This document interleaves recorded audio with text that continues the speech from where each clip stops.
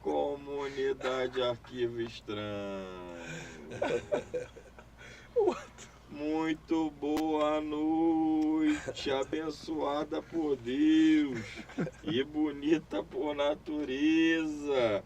Eu aqui hoje com meu parceiro, nosso ufólogo titular do canal Arthur Neto, tramando muitos planos galácticos e intergalácticos e extragalácticos e tudo mais. Mas eu vou dar alguns recados e hoje a gente vai ter desafio. Antes, deixa eu só falar uma coisa. O Arthur já está me interrompendo. Interromper. Vai lá. Não, esse é teu aí, isso é estranho pra cacete. Mas como aqui tudo que é estranho é normal então tá dentro do contexto. A galera gosta do E-Comunidade. Vamos lá. Ou finge que gosta também, né? Pode ser isso também. Vamos lá com alguns recados muito rápidos. Primeiro, deu muito certo ontem, a comunidade abraçou. A gente sabe que por enquanto a gente só tem 2 lives. Essa semana a gente teve 3.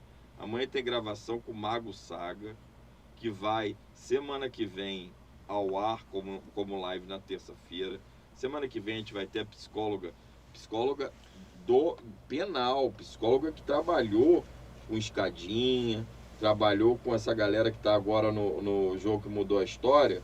Ela vem aqui, Jucema Vieira vem aqui contar muitas coisas para nós na quarta-feira, muitos crimes reais. Amanhã nós teremos a Quinta do Medo, e aí não vai ter desafio amanhã não, gente. O pessoal tá achando que eu já invoquei a loura do banheiro, que eu já dormi numa casa mal assombrada. Eu tava achando que toda quinta vai ser, não vai ser. Amanhã eu começo a contar, isso vai ser ao longo do nosso canal, a contar as histórias investigadas por Ed e Lorraine Warren, né, os maiores demonologistas aí que se tem... Demoniologistas? Demonologistas que se tem notícia. Até hoje muito controverso, tem uns que acreditam, tem outros que não acreditam, mas enfim, amanhã vai ser isso, depois a gente vai jogar o Ouija, vem muita coisa boa. Sexta do Crime, que é crime real, com Caio Mantese, com Georgia Lima, neuropsicóloga e o psicólogo também titulares do canal. A gente vai tratar de um crime que muita gente pediu, o caso Doc Street, um crime aqui no Rio de Janeiro, e da Ângela Diniz. Mas, dado os recados, vocês estão chegando, tá faltando like. Semana que vem também tem Gilda Moura, psicóloga especialista em abduções, mais conhecida aqui da nossa geração, né? Uma especialista, já investigou inúmeros casos de abdução no Rio de Janeiro e no Brasil. E ela vai estar conosco na quinta-feira, se eu não me engano, né? Vai estar conosco, vai gravar com ela, já é bem idosa, então ela vai estar conosco na quinta-feira, vai gravar o episódio e a gente vai trazer ao ar assim que puder. A nossa meta é ter mais lives durante a semana, né? Nossa ideia é ter quanto mais lives, mais proximidade com vocês a gente tem. O canal está crescendo muito, já a gente vai bater a marca dos 140 mil. Eu acho que eu tenho fé que ainda até segunda-feira a gente bata essa meta. Então, hoje está quanto? 135? Hoje estamos... O Arthur adora fazer pergunta difícil. 137.246. Tá 137.246. Estamos mantendo o ritmo, né? Mantendo o ritmo de crescimento, um excelente crescimento. Uma plaquinha de 1 milhão, quem sabe, eu acredito, algum dia chegar essa plaquinha de 1 milhão. Mas vamos aos recados rápidos, bem rápidos, para a gente aproveitar e sugar, como o Bro faz sempre, que suga o Arthur incessantemente. Primeiro, passamos dos 3.100 números. Isso tem 1 mês e pouco que a gente abriu essa rifa do iPhone. Já temos mais 3.100 números. Cada real vale um número, tá? Um iPhone 15 lacrado, novinho. Então, se você sonhou em ter um iPhone, se você quer dar um iPhone de presente para alguém e tal, essa é a sua hora. Mande superchat, doe membresia, que você vai concorrer e a gente vai sortear através do aplicativo Rifa Fácil aqui ao vivo e com a tela sendo gravada também. E hoje, naquela nossa velha não, nova, porque foi ontem que eu inventei isso, né? Olha só, a gente recebeu mais uma remessa de livro e vem mais livro por aí. Não, e vem mais também meu também. Eu vou doar uns livros de ufologia. Até que enfim você abriu a mão, né? Meu Deus do céu. Tô escutando isso, gente, há um ano já. O Arthur Neto abriu a mão. Enfim. Mas vai doar, o Arthur Neto vai doar, mas por enquanto... Não, vai ter boneco de ET. Ó, vai ter boneco de ET. Vai ter gente. camiseta de ufologia. Então vamos ajudar o canal a crescer, porque quanto mais vocês pingarem, se vocês pingarem R$1, se vocês se tornarem membros e tal, o canal, a plataforma vai entendendo que esse canal é importante e precisa de vocês. Então, hoje, se a gente atingir a nossa, eu não chamo de meta, mas se a gente atingir o valor de R$300, o sorteado vai poder escolher um desses 3 livros. Esse que chegou hoje, quentinho, Mulheres do Brasil, a história não contada. Então são as mulheres, inclusive tem a Carmen Miranda, a gente vai visitar o túmulo dela, vai inclusive fazer um vídeo, possivelmente essa semana. O túmulo dela é Caju? Não, é São João Batista. São João Batista. São João Batista. Então, Mulheres do Brasil, a história não contada. É um livro grosso, é um livro muito bonito. Quem é o né? autor? Do Paulo Resutti. Sim. Paulo Resutti é editora Leia. Todos são da editora Leia, né? Essa daqui eu acho tão legal, cara. Eu não tinha aberto ainda, porque chegaram muitos livros. E aí eu decidi, chegou o crush aqui, Aliene Hauasca, o crush dobrou, chegou aqui na live. Bro, manda um beijo pra Aliene. Aliene tá aguardando um beijo seu. Calma aí, cara. É um beijo, é. Eu sei lá quem é, cara. É muito carinhoso ele, Aliene, você vê. Mas é Um uma história cavalo. real. É que o cavalo caiu, o príncipe caiu, veio só o cavalo. Ele tenta fazer uma piada, se atrapalha, mas vamos lá. Pra gente ir direto ao ponto, olha que legal esse livro. Depois da prisão em massa, uma história verdadeira. Quando eu olhei, eu falei, é uma história do de bigode lá, que a gente não quer falar o nome, né? Sim. Só que é uma história em quadrinho. Então bacana, você hein? pode, olha que legal, você pode contar para os seus filhos, para os seus netos, para que essa história não se repita mais. Então, é um livro, uma preciosidade. Enfim. Ah, Fernanda, não deu os R$300, não faz mal. Se você mandar o superchat de R$100, você leva qualquer livro desses e muito mais. E também não esquece de dar o like, como já deixou aqui o recado o nosso querido moderador, o Wallace, ao qual eu já agradeço demais. Aliás, tem uma novidade. Uma novidade? Novidade é sempre bom. Vamos lá. A revista UFO está de volta com o número 288, foi lançado agora essa semana. É uma homenagem ao fundador da revista, o Ademar Gemaer. Muito bacana. E é importante dizer, a revista UFO é a revista de ufologia mais importante do planeta. Tem mais de 37 anos, se eu não me engano. Ela já foi editada em mais de 40 países, além do Brasil. É a revista mais famosa, mais antiga, mais conhecida de ufologia no planeta. E por conta disso eu lembrei que eu tenho muitos materiais para vender na revista UFO e que nós podemos também fazer algumas doações para ser sorteados aqui. Então, ó, vão ter doações para ser sorteados. Tem livro, Em DVD, breve. boné, tem uma série de coisas, todos da revista UFO. Em Todos. breve a gente vai ter uma lojinha aqui também, porque o YouTube dá essa opção de ter uma Sim. lojinha aqui. Então a gente vai ter uma lojinha aqui. Mas vamos começar então a nossa live, esperando que vocês sentem o dedo no like, não estão igualando o like, né? Vamos lá, gente, não custa nada. Eu sei que você às vezes tá sentado, tá vendo televisão, tá com preguiça, mas vai lá, pega o controle remoto, dá um like, pega o celular, dá o like e depois volta para a live. Arthur Neto, o primeiro convidado que veio aqui, lá atrás, se vocês quiserem achar, ainda era outro cenário, né? Era o Rony Vernet, foi o Rony Vernet junto com você. Sim, Né? sim. Você ainda veio como convidado Sim. àquela altura. O Rony Vernet estava voltando do México, estava no auge A daquelas história das múmias. múmias, exatamente. como é que qual a importância do Rony Vernet hoje e o que ele tem descoberto? Por onde anda Rony Vernet? Essa altura do campeonato, eu não sei se ele está aqui no Rio ou se ele já embarcou, mas ele estava indo para os Estados Unidos essa semana.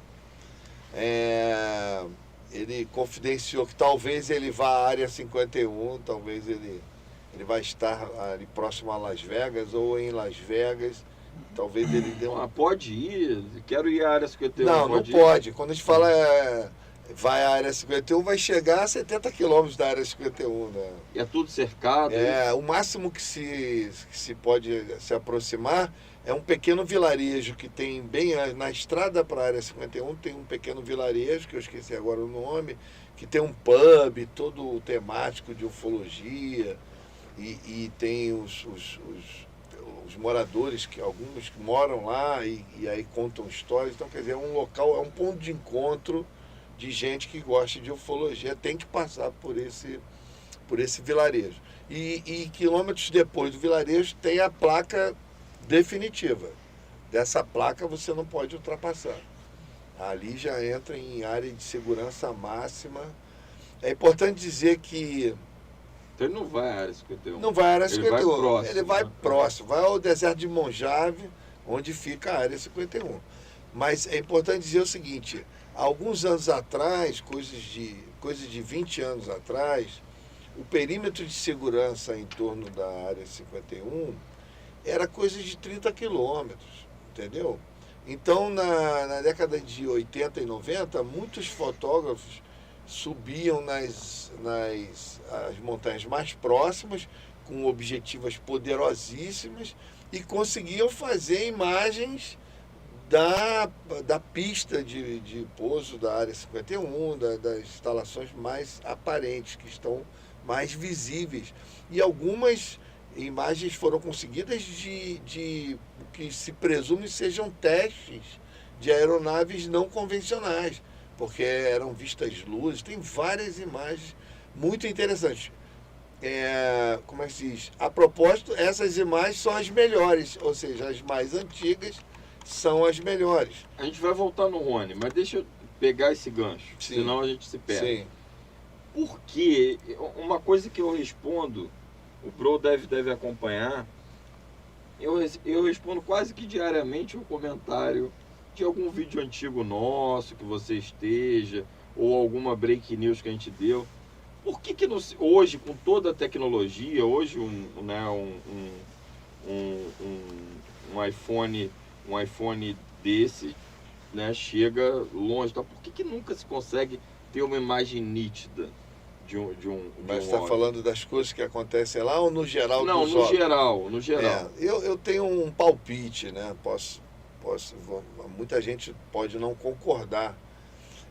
Primeiro, ver um OVNI de verdade, né? E relativamente próximo, mesmo que ele esteja voando, já é extremamente difícil. Bota aí numa escala, é uma oportunidade em 1000. Fotografá-lo principalmente, levando-se em conta que geralmente as pessoas são pegas de surpresa, pode estar com o melhor iPhone no bolso. Entram questões do seguinte: esses aparatos, tudo indica que eles afetam os nossos instrumentos eletrônicos. Existem casos, até já que a gente está falando de área 51 e já que eu falei do Gevaer, vou mencionar um caso que aconteceu com o Gevaer.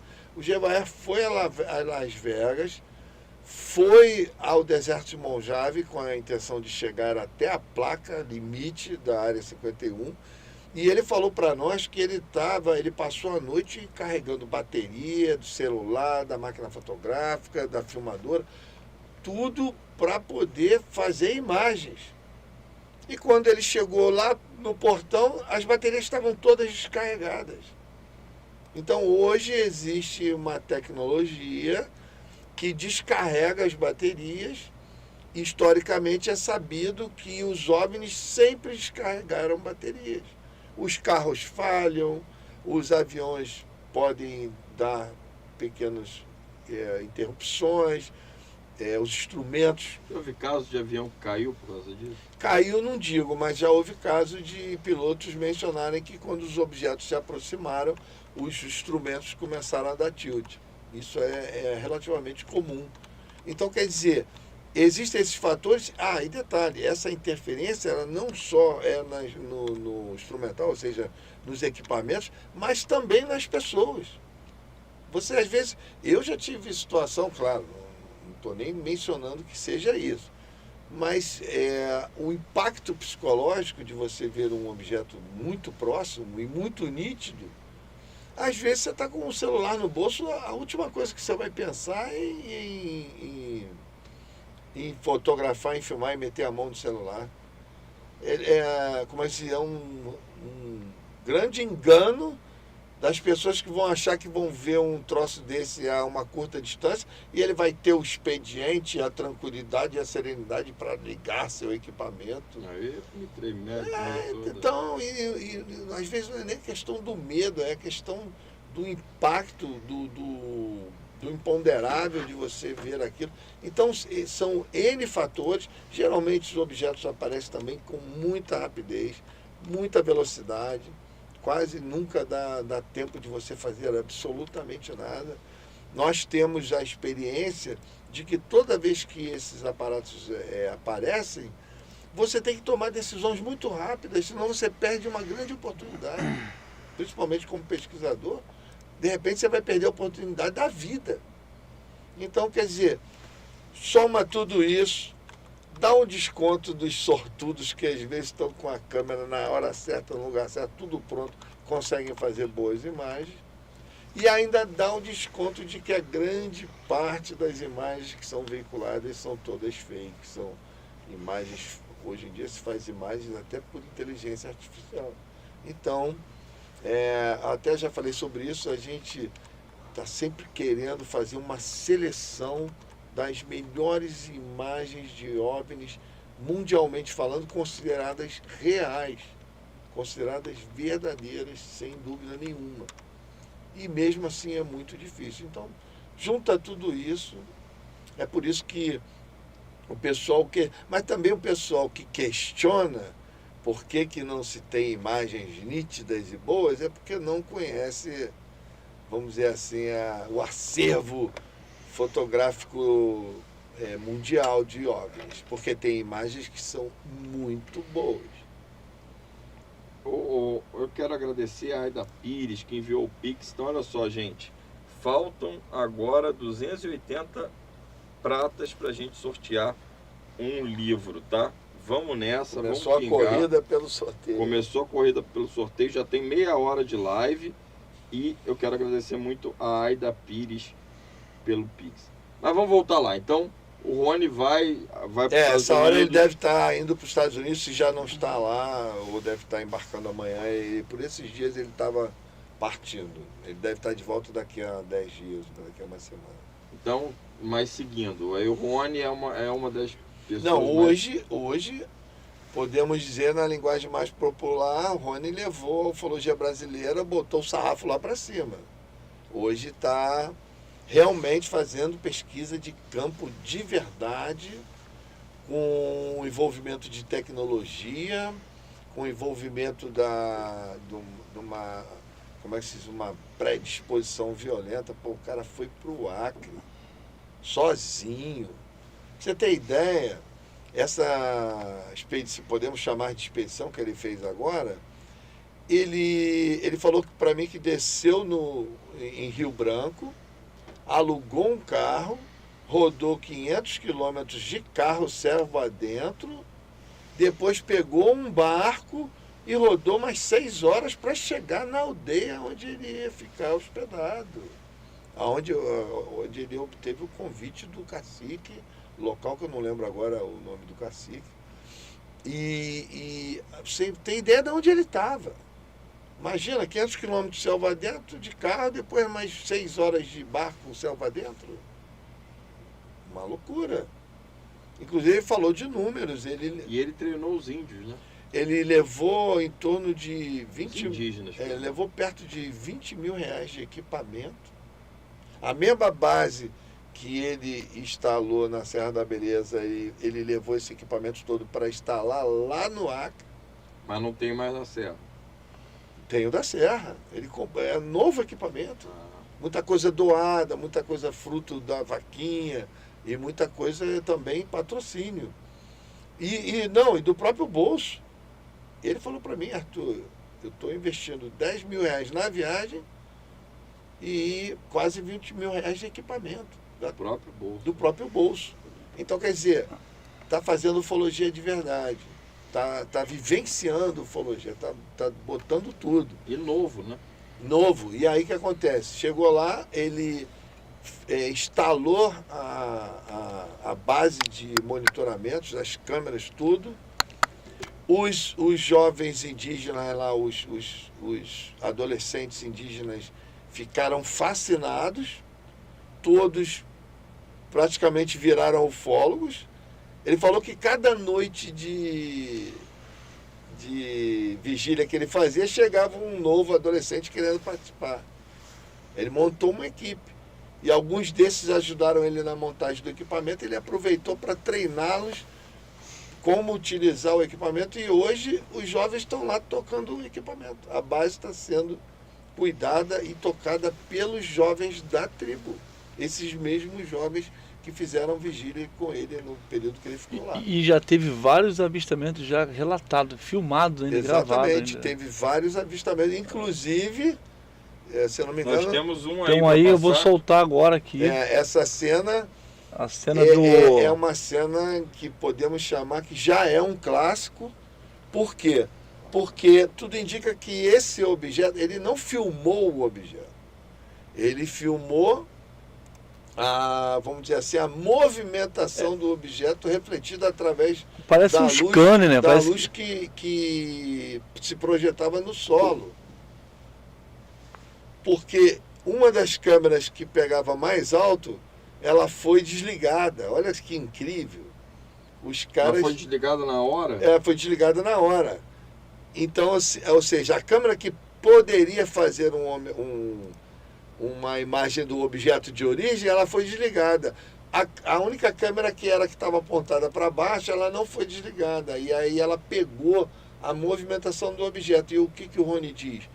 O objeto foi até lá na choupana, onde todo o equipamento está instalado, fazer uma varredura. Ou seja, tinha cognição por trás, tinha uma intenção ali por trás daquele movimento. Não foi aleatório. Imagina, um objeto aparece numa região na selva a quilômetros de distância, e aí quando eles percebem que está se montando um equipamento para monitorá-los, ele vem até o equipamento e dá uma checada. Ou seja, escaneou. Vocês vão ver que a imagem parece um scanner. Tá rolando aqui, tá passando aqui, o pessoal então, vocês estão vendo aí uma imagem retangular que está fazendo uma varredura sobre a casa onde está instalado todo o equipamento do Rony. Agora, essa imagem ela é retangular, mas você vê que no centro dela tem uma forma oval mais intensa. Ou seja, era como se fosse luz sobre luz. Eu tô vendo aqui. É como se fosse luz sobre luz. Tem uma luz retangular que se movimenta como se estivesse fazendo uma varredura. E no meio dessa retangular, você repara que tem uma luz muito mais intensa, muito mais forte. Sim. Então, isso aí já pode ser o que a gente costuma chamar de luz sólida, né? E ela vai e volta, né, cara? Ela faz tipo um scanner mesmo, né? E o Rony fez uma análise mais aprofundada dessa luz aí, tanto a retangular quanto a outra. E ele, se eu não me engano, ele concluiu que elas têm, como é que se diz? Uma formatação de pixels diferente. Sim, mas dá para ver que a luz retangular ela é mais fraca do que a luz do meio, né? Aí, quer dizer, pode se arriscar. Lembrando, gente, que isso se deu em Iavanaua, No Acre. Iavanal, Acho que é a tribo, né? É a tribo, É a tribo, Iavanal. E esse vídeo é recente. É a comunidade indígena. Esse vídeo foi agora, dia 7 de julho, cara. 7 de julho, o Rony estava lá. Tá vendo, gente? A gente tá dando primeira mão aqui para vocês. Então vamos sentar o dedo no like, vamos curtir. No caso é a segunda mão, que a primeira mão foi no canal do Rony. Falar nisso, pessoal, quem quiser seguir lá, só procurar no YouTube Rony Vernet, que tem vários vídeos lá. Vamos prestigiar esse trabalho, porque esse trabalho é maravilhoso. Tem vários vídeos. Maravilhoso. E é o seguinte, o que acontece? Antes dessa cena aí, essa é que nós dispomos aqui só para dar um tira-gosto para a galera. Mas antes dessa imagem aí, o Rony já tinha feito outras imagens no céu. Na Serra da Beleza também ele fez muitas imagens lá. Tem essas imagens aí, bro? As outras não. Lá do Acre não, né? Não, no Acre só tem essa daí. Mas essa daí já é o suficiente para... Essa foi a que mais, acho que foi a que mais trazer vendeu, uma né? informação. Agora a informação mais bacana, porque eu vou até aqui dar um spoiler, nem sei se eu devia falar isso. Eu devia. Posso criar muito ciúme, mas o Rony, durante todo o período que ele teve lá, por várias noites, quando ele estava em vigília lá, ele me ligava em chamada de vídeo e eu ficava em vigília online junto com ele. Em vigília online? Da minha casa, ele mostrando tudo o que estava se passando, o que estava acontecendo. Quanto tempo isso, mais ou menos? Hã? Quanto tempo isso, mais ou menos? A gente ficava? Ficava 20 minutos, meia hora, também não ficava muito tempo, não. Acho que ele ficava louco para contar para alguém o que estava acontecendo, e aí ele ligava para mim. Aí me botava em chamada de vídeo e a gente ficava conversando, e ele ia mostrando o que estava acontecendo, ia mostrando o que acontecia.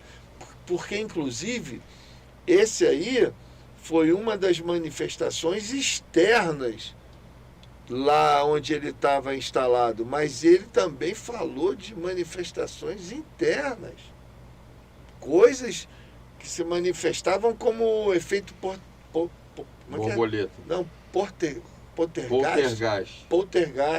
Palavrinha difícil. Coisas que se movimentavam, luzes dentro do ambiente, entendeu?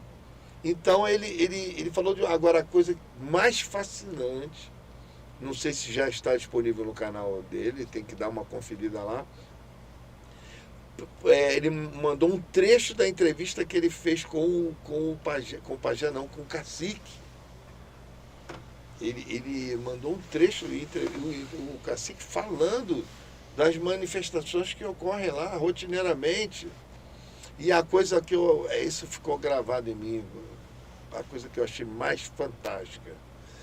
Eles lá têm um tabu, porque a uma certa distância da aldeia, no meio da selva, com uma distância entre uma e outra, existem duas samaúmas.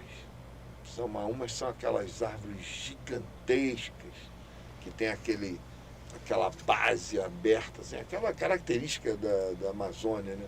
São árvores de mais de 100 metros de altura, com um diâmetro de largura que precisam 20 homens para poder abraçar uma árvore daquela.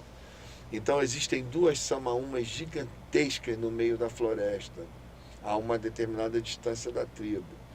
E aí o que acontece? De dia, o Rony foi até lá só com o cacique, com os membros da tribo. De noite, todos são proibidos de ir lá. Todos. Ele queria ir à noite. É maluco o Rony também, né? Ele queria ir à noite sozinho. O cacique proibiu. Porque não é proibiu ele, todos são proibidos. Aí por quê? Mas o cacique vai. Não, nem o cacique. Nem o cacique? Nem o cacique. Aí por que eles têm esse tabu, eles proíbem? Porque é dito, e dito por eles, que essas samaúmas geram energias que abrem portais. E desses portais saem todo tipo de coisas, meus amigos. Cara, e essa árvore ela é enorme, cara. Ela é gigantesca. Vou botar na tela aqui e aí o que acontece? Bota na tela aí. Aí o Bruno tá com um brinquedinho novo, vou botar na tela. E aí o que o cacique diz? Que o pessoal da tribo diz? Que de dia é light, dá para ir lá, mas que de noite nem pensar. Porque é quando esses portais podem se manifestar e saem coisas que podem não ser muito boas. A imagem que eu consegui eles- da Sama 1 que eu coloquei aqui agora aqui, eles já mostra as testemunharam. crianças trepando no tronco, cara. Pra você ter E ideia, teve quem tá um dia vendo, tá que vendo. o Rony mandou um vídeo, aí ele já mandou em vídeo. Muita coisa ele mandou em vídeo, alguma coisa a gente estava em tempo real. Gente, é o tamanho. Aí ele teve Isso aqui é milenária, uma árvore milenar, né? provavelmente 500 anos no mínimo. É, Né? porque para ter um Olha o tamanho. tamanho da... Meu Deus. Não, e a energia que deve correr aí. É, Violentíssima. é. Essa energia que os indígenas dizem que gera portais e saem coisas, algumas que podem ser perigosas. Então olha só. Na verdade... Olha o tamanho da olha bagaça. como é que o... Não, peraí, só para concluir. Ah, Só para concluir, o Rony mandou um vídeo, ele estava lá na Samaúma, gravou com a Samaúma, fotografou, fez várias fotos. Só que quando ele botou o vídeo, era tipo 5h30 da tarde, já estava para escurecer. Você via pelo barulho da selva que é barulho de que já vai escurecer. E eu falei para ele, porra, meu irmão, tu tá fazendo o que aí se os caras falaram que não pode ir de noite? E ele falou que já está se preparando para sair fora. Porque ele falou que é o seguinte, na selva, quando a noite baixa, não é não se igual vê aqui. nada, é. Não é igual aqui ficar Não em se vê floresta. nada, Não, é. e os sons te remetem a outras coisas, meus amigos.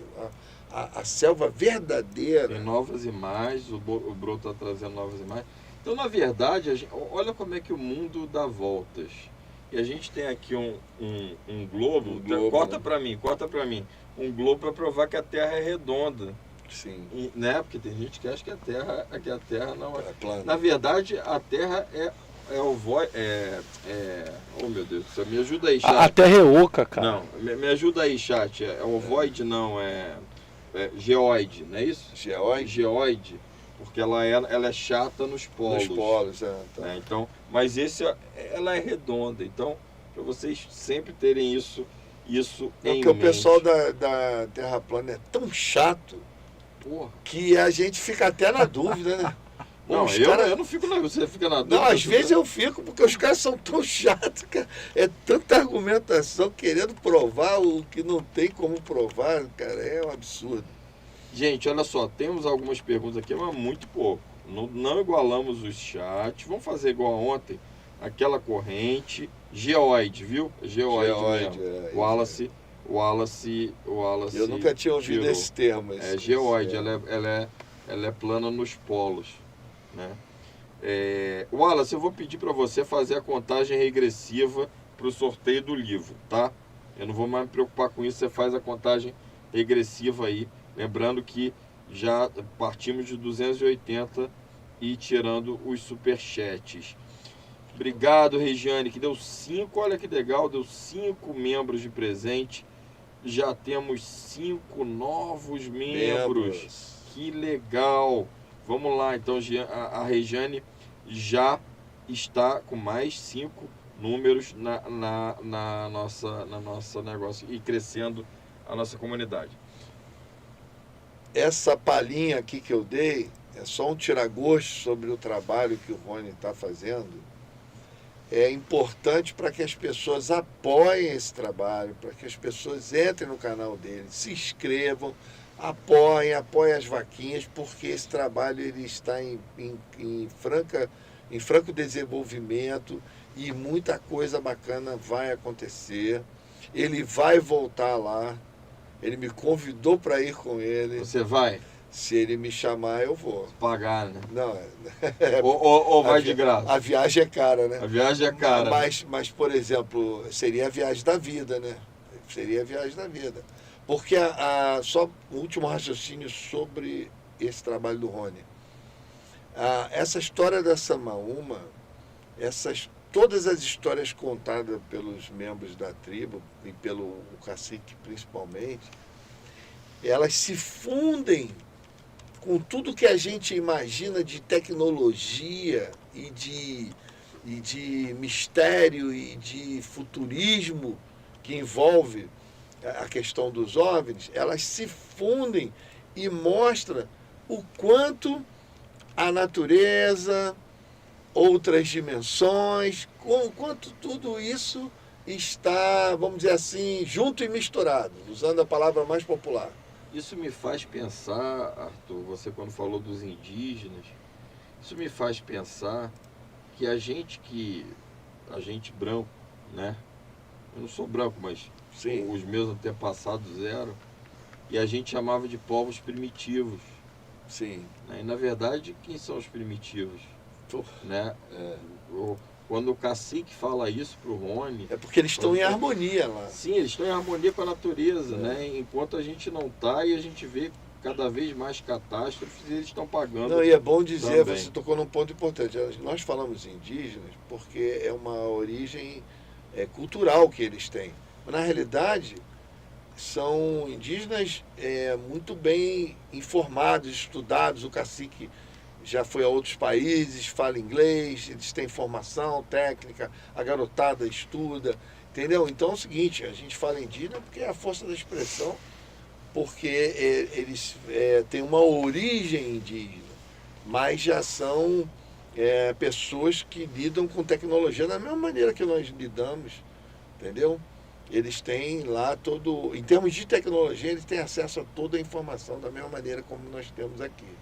Gente, então vamos lá, eu vou agora mudar um pouco de assunto, porque a gente teve aqui... Que na realidade tudo isso está dentro do assunto que a gente vai falar. Sim, não, tá tudo interligado, não tenha Isso. dúvida. Só estou achando estranho a quantidade de... Ô Wallace, tá errada essa tua conta, tá? A gente tem que a gente partir de R$300 é menos o que já entrou, então falta mais do que isso, senão a gente acaba tendo prejuízo, tá? Eu vou botar aqui para ele saber direitinho. Então, o que eu queria falar com você, o Arthur, é o seguinte: a gente nunca teve aqui uma conversa aberta. Sim. Deixa eu fazer a conta que o pessoal tá meio confuso, tá? Então foi 278, 268, Hein, Arthur? 268, Eu tava vendo lá na Serra da Beleza, muita gente segue o Rony, né, cara? Sim. Aí, o pessoal lá, teve uma hora que ele postou um vídeo, não sei nem se eu posso falar aqui, mas não vou falar a pessoa que deixou eu ver, não. Ele teve uma hora que ele postou um vídeo lá, cara, que ele parece que gravaram o som da parada que tava voando por lá. Sim. Aí ele até botou assim, tarde assim no vídeo, não compartilhar. As pessoas seguem firmemente, quem compartilha, mas se a pessoa abriu na minha frente eu consegui ver. Eu acho que isso vai vir até pro canal dele nos próximos dias. Sim. Pessoal. Aí quem puder aí, Não, cara. porque o Rony não tem interesse em ocultar o Rony- absolutamente nada. Não, o Rony só. Porque as coisas têm que ser preparadas de uma forma, porque você sabe que independente de qualquer coisa, independente de você tem que se preparar para poder expor, né? E sem dúvida, e também tem que ter. o Rony não posta nada sem fazer uma análise rigorosa, ainda tem esse scanner aí. Ele passou dias fazendo uma análise rigorosa para poder postar dizendo o que é e por que é. Então é tudo muito bem fundamentado. Então é o seguinte, fora isso ainda tem os aproveitadores, né? Os caras tá que não cheio têm de... ética nenhuma, roubam imagens e querem sair na frente. Tipo Bro. Nós estamos lotados de gente que realmente não tem noção, né? Mas eu acho que hoje nós temos que tirar o chapéu. Esse é um trabalho fantástico, está trazendo um nível de evolução da ufologia brasileira, como eu falei, está levando o sarrafo lá para cima, o patamar está muito, entendeu? Essa teleufologia de teclado vai ficar lá na rabeira, vai ficar com a lanterna na mão, porque a bagaça... O buraco é muito mais embaixo. As pessoas não fazem ideia do que vem por aí. Entendeu? Então agora vamos deixar isso um pouco de lado e vamos revisitar um caso. Sim. Né? Muito tem se falado que não era verdade, enfim, que a pessoa que viu deixou deixou de ver, disse que não era e tal. Vamos falar ao vivo para essa comunidade especial que está aqui. O que... Conta pra gente de uma forma didática, porque se fala, na entrevista que a gente fez com você, se falou muito de nomes, né? As meninas que viram e tal, bababá e tal. Como foi o caso do ET de Varginha, que hoje é o caso mais... Eu acho que é o caso mais conhecido. O maior clássico da ufologia mundial. Mundial? Você diria mundial? Eu diria mundial. Está entre os meia dúzia de casos mais importantes da história da ufologia mundial. Então, desde o primeiro passo, como é que isso ocorre? Tudo começou Era uma vez na fatídica tarde do dia 20 de janeiro de Eu acho mais 1996. importante, Arthur, eu acho mais importante a Operação Prato. Operação Prato. Mas você, bro, você não vai achar isso.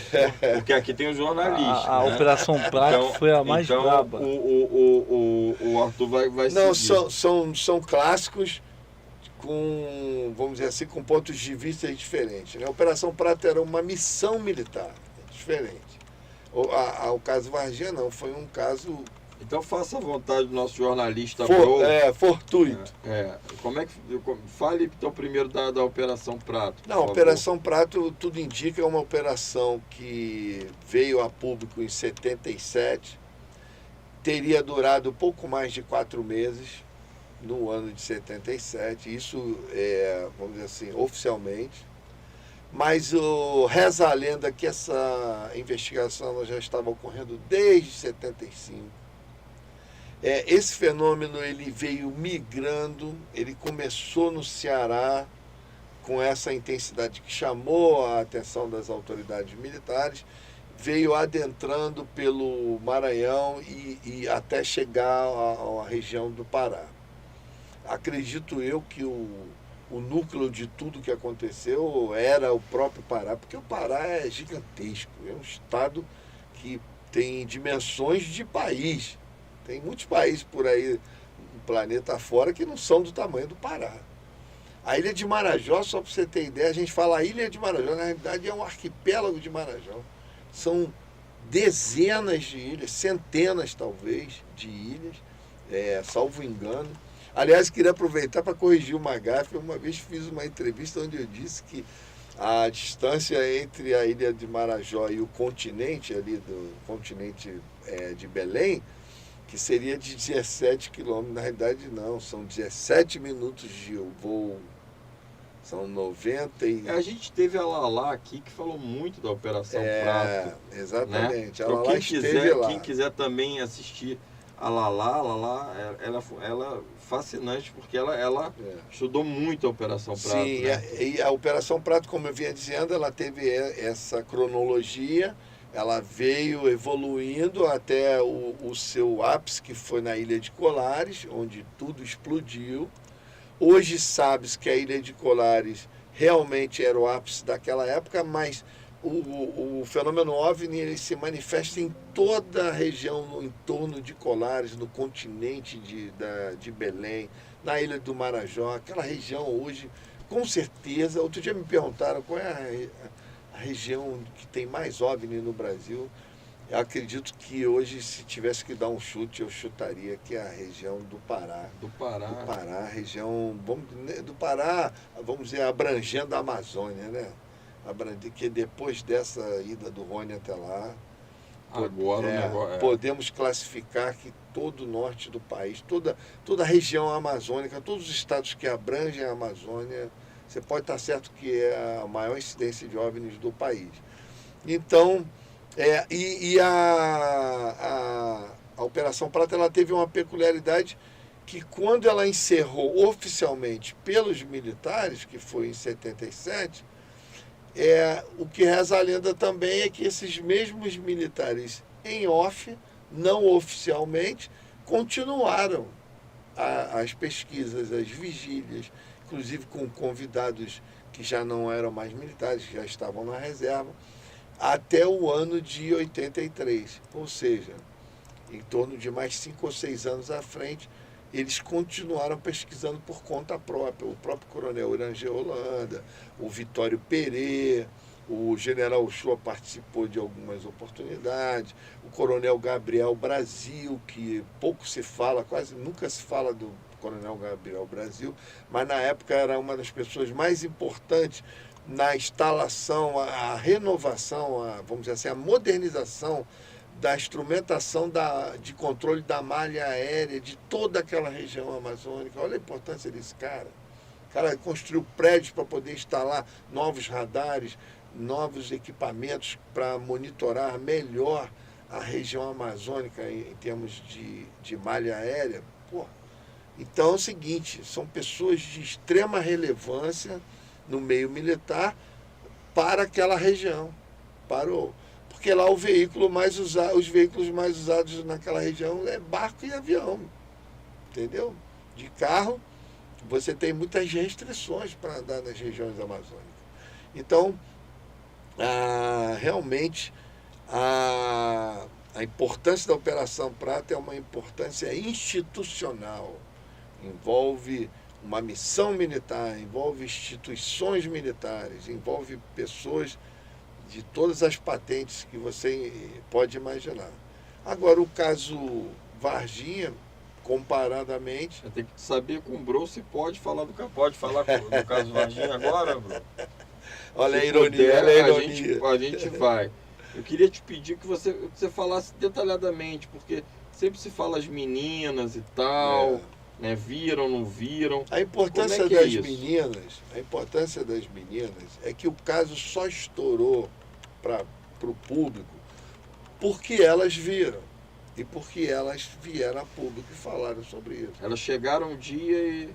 Não, elas estavam vindo do trabalho um sábado às 3 da tarde, dia 20 de janeiro de 96, e ao cortar caminho por um terreno baldio, elas olharam para o lado e a poucos metros de distância o ser estava lá, arriado, de cócoras, e o ser olhou para elas. E daí... Ele estava ferido?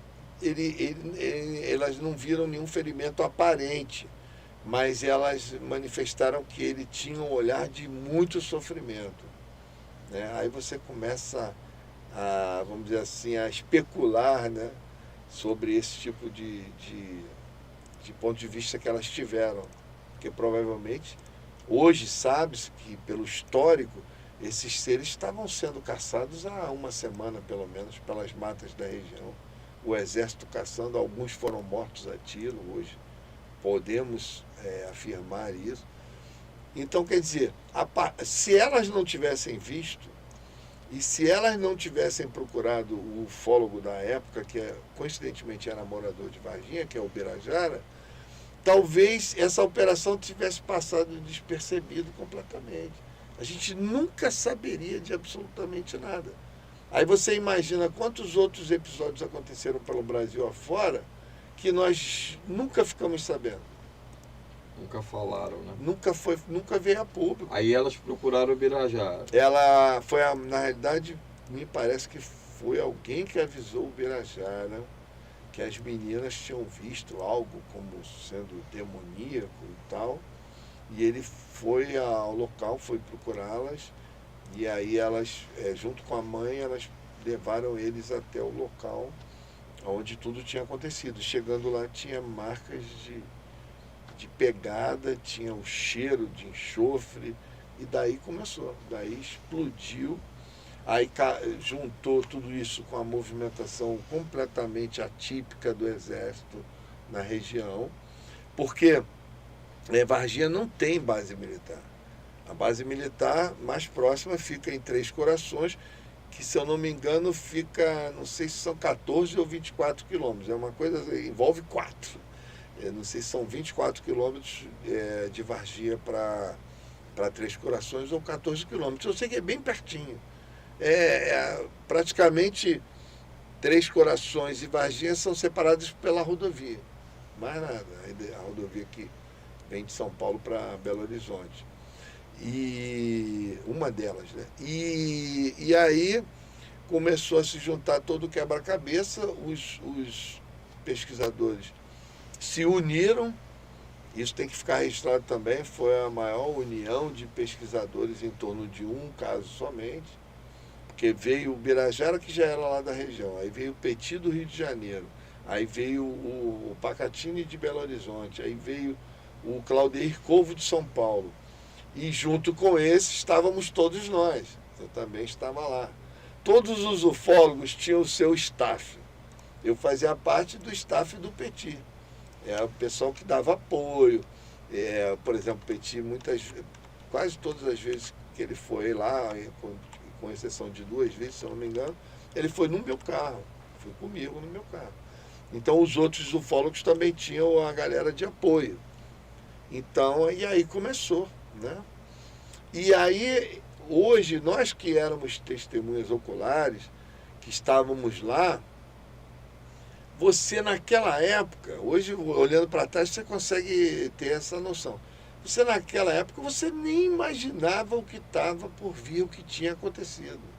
Hoje a gente olha para trás e fala, cacete, a gente estava lá tão completamente perdido em termos de informação. E olha quanta coisa aconteceu, às vezes, debaixo do nosso nariz. E a gente não tinha a menor noção. Isso é legal porque faz uma escola para futuros casos que a gente venha investigar, né? Como proceder. Tem muita coisa que na época a gente considerou que era mentira ou que era boato e que hoje a gente sabe que era real. O Birajara nega. Hoje ele nega, né? Hoje ele... Eu acredito, eu nem sou muito rigoroso, eu acho que ele não é que ele negue. Hoje ele é muito mais exigente, ele considera que conclusões que ele tirou na época como sendo objetivas que talvez não fossem, né? Mas ele nega. E eu vou aqui dar a minha opinião. Ele é um dois papos, como diz aqui no Rio, para quem não é do Rio, é um dois papos. Não, e eu vou dar a minha opinião. Eu acredito que ele deve ter sido chamado, porque tem uma lenda conspiracionista que diz que ele e Pacatini foram ameaçados. Aí tem outros que dizem que eles levaram dinheiro. Tudo isso é uma grande besteira. Eu posso arriscar um palpite de que não acredito. O serviço de inteligência do Exército ele não atua dessa maneira. Eu acredito que eles tenham sido chamados para uma conversa, um bate-papo amigável, educado, mas com uma, vamos dizer assim, motivos suficientes para fazer com que eles parassem de investigar. A coisa mais normal do mundo.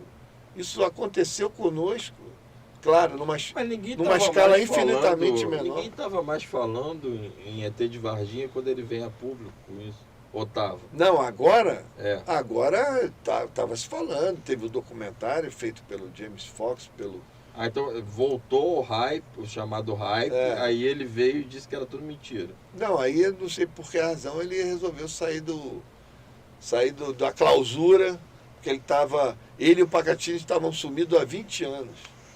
Com o advento do documentário, que trouxe o caso à baila, novas testemunhas, novas informações, um novo ponto de vista em cima daquelas coisas antigas que a gente considerava que eram duvidosas. Então, com toda essa renovação do caso, provocada pelo o Marco Aurélio Leal, o Marcão e o próprio James Fox, e outros pesquisadores, Edson Boaventura, vários outros contribuíram para, vamos dizer assim, ressuscitar o caso, e aí, de repente, saíram do sarcófago. O Pacatini com uma postura muito mais pró-caso Varginha, uma postura mais, vamos dizer assim, arrojada, a favor do caso, e o Birajara com uma postura já contra o caso, já querendo criar vamos dizer assim, um desmentido sobre o caso, né? Colocando em dúvida várias partes. Então, eu acredito que o caso é completamente autêntico, completamente real. Nós é o tal negócio, né? Roswell, você sabia que Roswell ele só veio à tona 30 anos depois? Roswell aconteceu, a suposta queda. 30 anos depois o protagonista falou pela primeira vez, aí o caso nasceu. E aí bota aí, hoje tem mais 50 em cima, ou seja, nós já estamos com 80 anos do caso Roswell, o quebra-cabeça nunca fechou. Temos várias evidências, provavelmente é verdadeiro, mas temos várias evidências e o quebra-cabeça nunca fechou. Varginha é a mesma coisa. Nós estamos indo para 30 anos de caso Varginha, temos uma série de quebra-cabeças. A grande maioria dos pesquisadores que lá estiveram, que acompanharam de perto, tem convicção, como eu, tem convicção de que o caso é completamente real, completamente autêntico. Muitos colocam em xeque. Tem uma meia dúzia aí, não posso criticá-los. Opinião, cada um tem a sua. Mas tem uma meia dúzia de ufólogos aí que dizem abertamente que não acreditam no caso Varginha. Me desculpe, lamento muito. Eu vou aproveitar o que você está falando para a gente mudar de pauta. Não é só para finalizar. Superchat. Só para finalizar, tem que finalizar, tem que dar esse biquinho na canela. Pesquisador que se diz ufólogo e diz que não acredita no caso Varginha, me desculpe, não pesquisou nada, não sabe nada, nunca foi até lá, não levantou nenhuma informação. Eu queria complementar isso que você Não tá estudou, falando. faltou essa aula. É. Entendeu? E eu estava fazendo direito, eu já tinha me formado, eu acho, ou estava no último período, e entrou um calouro de Varginha, na Unirio, na Universidade Federal do Estado do Rio de Janeiro aqui. E o pai e o tio dele eram médicos de Varginha. E eles eram ateus, são ateus, devem ser ateus. Então fica aqui o meu convite, se ele vê por um acaso, eu não me lembro o nome dele. Mas eles falaram com vocês na época sobre o caso? Não. O garoto, claro, que era motivo de, você é de Varginha. Sei, mas ele falou alguma vez? Ele me contou, e aí fica aqui esse pedido que eu vou fazer, que se ele estiver nos assistindo ou vier nos assistir, quiser vir entre em aqui, contato com a gente, através do contato faça favor. Arroba mas não vai vir, não, eu posso te garantir que não vem. Ele disse o seguinte, que nas noites, nos dias posteriores e noites, mais efervescente. eles falaram, olha, a gente não sabe se teve ou não, mas o que teve de gente que chegou com queimadura, e não era uma queimadura que a gente conhecia, queimadura e doenças que a gente não estão catalogadas. Sim. Né? Eles, dois médicos, deram esse depoimento, o filho e o sobrinho, né, desses dois, me falaram isso. Eu não me interessava por ufologia, quer dizer, me interessava como leigo, mas não como trabalho, enfim, era um hobby e tal. Falei, é mesmo, cara, e tal. Ele falou, e eles são ateus, né? Enfim. Mas eles eram médicos, esses rapazes também? Não, só os pais. Não, o pai dele e o tio dele. Eram os dois médicos principais lá da cidade e tal. E atenderam muitas emergências nos dias posteriores do caso que... Esse é um dado adicional que eu estou ouvindo pela primeira vez, mas parece que eu já ouvi também sobre isso antes, mas não estava no escopo das informações veiculadas na época. Não estava. Isso eu estou dando esse depoimento aqui porque eu não precisaria nem revelar a fonte, né? A Constituição me garante que eu não revele nem a fonte que me disse, mas eu até gostaria de me lembrar do nome dele, porque foi numa fila, inclusive numa boate aqui na Lagoa, foi numa fila que eu brincando com ele contou isso. Entendi. E aquilo nunca saiu da minha cabeça, né? Que realmente... Provavelmente tem chance de ter algum fundamento. Porque não são pessoas crentes, né? Não acreditam em qualquer coisa e tal, ou em Deus, ou em alguma força superior. Mas vamos ler aqui, lembrando, gente, faltam R$89 só, hein? Menos de uma hora, R$89, vai escolher um livro. Ou Encontrando a Liberdade. Esse livro foi escrito no Corredor da Morte. O Corredor da Morte foi escrito por Jarvis, eu acho que fala, J. Masters, tradução de Marina Vargas. Mulheres do Brasil, a história não contada. Olha que legal. Aqui, Mulheres do Brasil. E a animação do campo de concentração de um sobrevivente também concorreu ao iPhone. Então, vamos nessa, porque falta muito pouquinho para a gente fazer o sorteio. A gente precisa realmente disso, senão a gente acaba saindo prejuízo. Alice Melo te pergunta: o que despertou o interesse pela ufologia, Arthur Neto? Outro dia eu estava pensando sobre isso. Eu lembro, eu tenho uma memória, uma vez baseado naquele programa que o ator faz, que ele pergunta qual a sua primeira lembrança da vida. Eu lembro da minha avó trocando a minha fralda. Eu lembro da mamadeira que eu não gostava. E eu lembro, claro, da que eu gostava. Que eu gosto até hoje, que é vitamina de banana. Então eu tenho uma memória muito boa, mas eu lembro que quando eu tinha 10 anos de idade, alguém, pela primeira vez na minha vida, eu ouvi falar em disco voador. E a minha era criança. Eu era criança, tinha 10 anos de idade. E a minha lembrança, quando eu tenho uma memória auditiva, quando falou em disco voador, eu com 10 anos de idade, a minha lembrança da minha impressão de ouvir falar nisso é de que isso era muito normal. Não me surpreendeu, não perguntei, será que eu acredito ou não? Não. Tá. É normal. Entendeu? É como se aquilo já fosse uma realidade para mim. O fato ufológico já estava no meu inconsciente infantil como sendo uma coisa perfeitamente normal. Não sei se talvez por influência da minha mãe, que minha mãe era grudada em ficção científica. Tudo. E ela acreditava. Ela acreditava. Eu com a minha mãe, nessa idade, eu via os invasores, eu via Perdidos no Espaço, tudo que envolvia coisas fora do planeta, a gente já estava ligado. Eu não sei se por influência disso ou por uma questão de consciência cósmica, vamos dizer assim, dessa alma que está dentro de mim, né? Porque a gente tem que ter essa consciência, né? Você é um Fernando de 40 e poucos anos, mas... 40 anos? Acabei de fazer 40 em março, cara. Fez 40 e poucos. Eu pensei que tivesse 40 quando e poucos. Quando vem 40 e poucos é porque ele já começa a querer dizer que eu tenho mais, porra. Não, mas o que eu estou dizendo é o seguinte: quantas vidas, sabe lá, você viveu, né? Quantos o quê? Quantas vidas você deve ter vivido? Olha, eu vou te dizer que eu todos sou um nós? sobrevivente, cara. Eu sou sobrevivente. Tá cheio de pelinho do Luiz. Porque, aliás, aproveitando para deixar bem claro, né?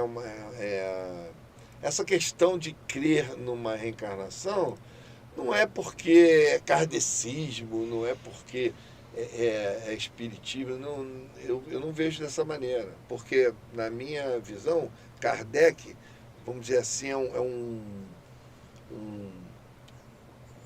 como diria, um desbravador das informações do espiritismo moderno, né? E aí daí veio o kardecismo.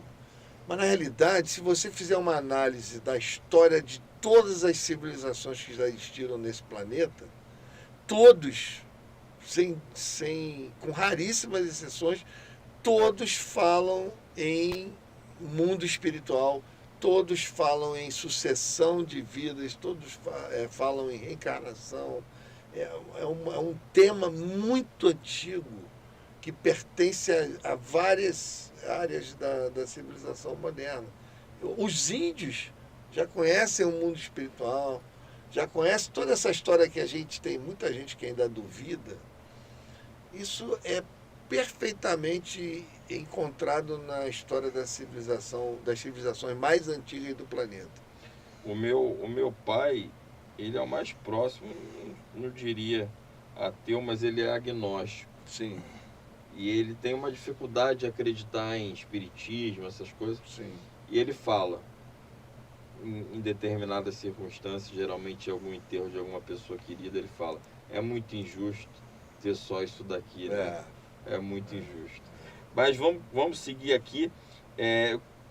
Vou pular o superchat para um depoimento da Francisca Isabel, que ganhou uma membresia da Regiane. Meu cunhado era delegado regional na época deste evento em Varginha. Sim.